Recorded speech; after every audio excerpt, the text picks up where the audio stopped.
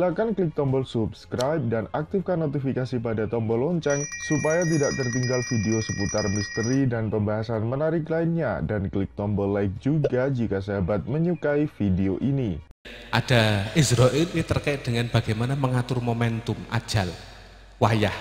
Jadi para arsitektur kebudayaan, para arsitektur politik, para arsitektur ekonomi, para arsitektur sains dan teknologi bagaimana bersama-sama hadir untuk menguatkan itu agar cita-cita besar yang telah didasari dengan ilmu dan proses pergerakan ini betul-betul berbuah nyata menjadi peradaban yang konkret di tengah-tengah umat manusia ini.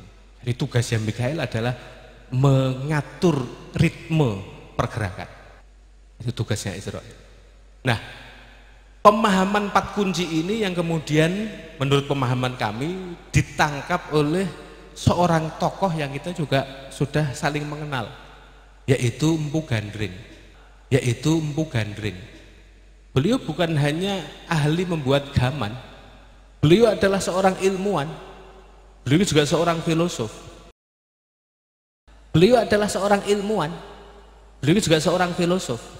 Nah, saking mahirnya beliau membuat pusaka itu, setiap pusaka yang dilahirkan, yang diciptakan oleh beliau ini selalu dijadikan sebagai media beliau untuk menuliskan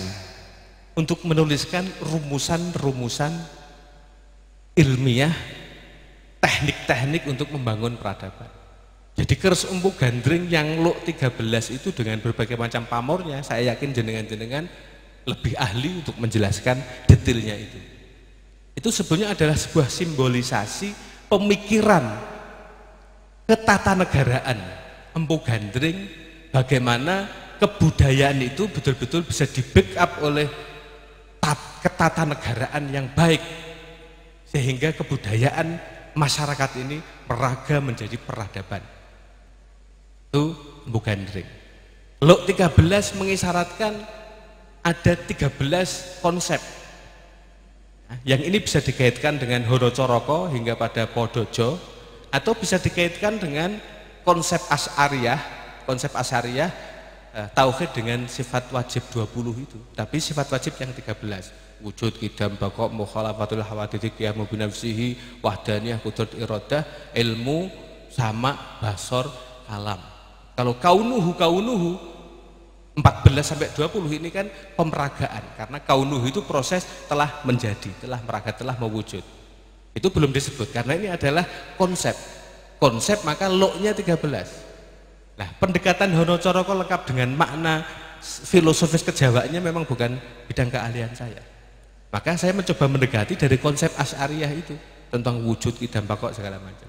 Nah, konsep ini itu diterima oleh salah satu muridnya Empu Gandring. Ini juga bagian dari versi sejarah kita sebutkan, yaitu Ken Arok. Yang beliau ini, Ken Arok ini, hanya mampu menangkap makna prosedural dari sebuah ketatanegaraan, bagaimana cara membangun negara berdasarkan kebudayaan kerahmatan itu. Yang ditangkap adalah kelotokannya. Ibarat kita di negara saat ini telah menjalankan demokrasi tapi masih sebatas prosedural demokrasi. Secara substansial birokrasi, sebuah substansial demokrasi kita belum benar-benar mampu menegakkan. Nah, kurang lebih begitu gambarannya. Yang ditangkap oleh Ken Arok adalah hal-hal prosedural, teknik prosedural dari penataan sebuah negara menurut rumusan Ken Arok. Dan terbukti gagal karena dia langsung menuju pada membangun tradisi, lupa untuk mengawalinya dari membangun jiwa, membangun kebudayaan. Maka kegagalan di sana. Padahal rumus dari Empu Gandring adalah membangun kebudayaan yang 13 level itu untuk mewujudkan 7 pemeragaan atau 7 dasar pembangunan tradisi, yang dari sifat wajib 14 sampai 20, atau dari Podojo Yonyo sampai Tongo, Mogobo Tongo. Nah, beliau tidak menangkap ini, maka kemudian di dalam sejarah itu disimbolkan dengan seorang Ken Arok membunuh pembuat keris ini, menusukkannya hingga mati.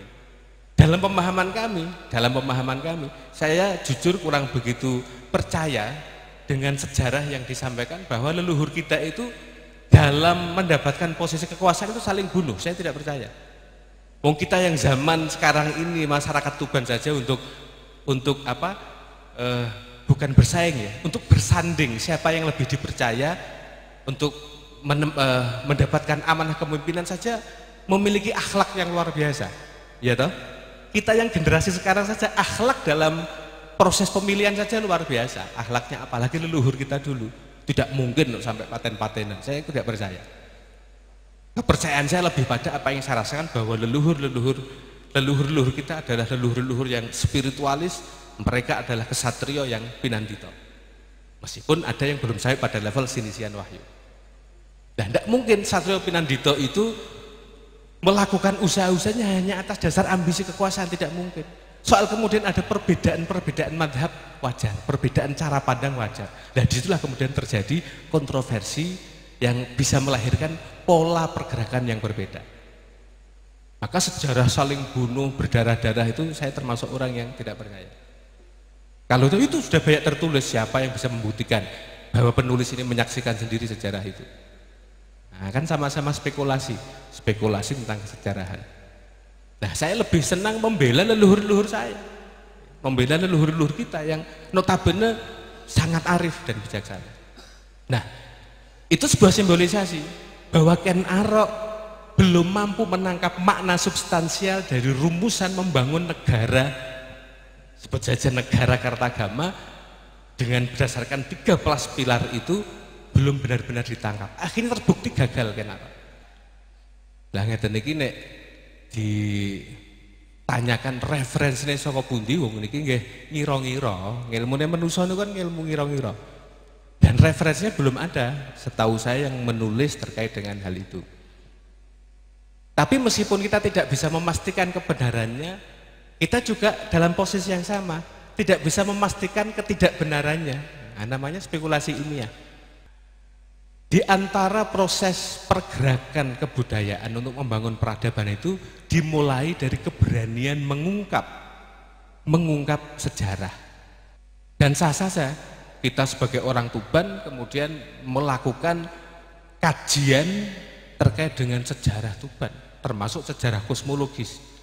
Karena pada faktanya banyak sekali kisah-kisah sejarah, baik yang ada tulisannya, referensi tertulis, baik yang dituangkan di dalam prasasti-prasasti sama, tidak benar-benar 100% bisa memastikan kebenaran itu. Saya yakin kita sepakat untuk sama-sama berani melakukan kajian. Nah, untuk apa kita melakukan kajian sejarah kosmologis itu? Karena sejarah kosmologis ini terkait dengan proses penciptaan semesta, dalam hal ini adalah penciptaan bumi yang ditandai dengan nama Patiomo dan Tobono itu tadi, Tuban, membuat kita sadar akan hubungan proses penciptaan alam dan dinamika sejarah kehidupan manusia yang melahirkan peradaban dari gerakan kebudayaan. Karena sumber sejarahnya satu, sumber kesadarannya satu, yaitu Allah Subhanahu wa Ta'ala yang menciptakan alam semesta ini atas dasar cinta kerahmatan. Maka kesadaran ini melekat di dalam sanubari setiap umat manusia.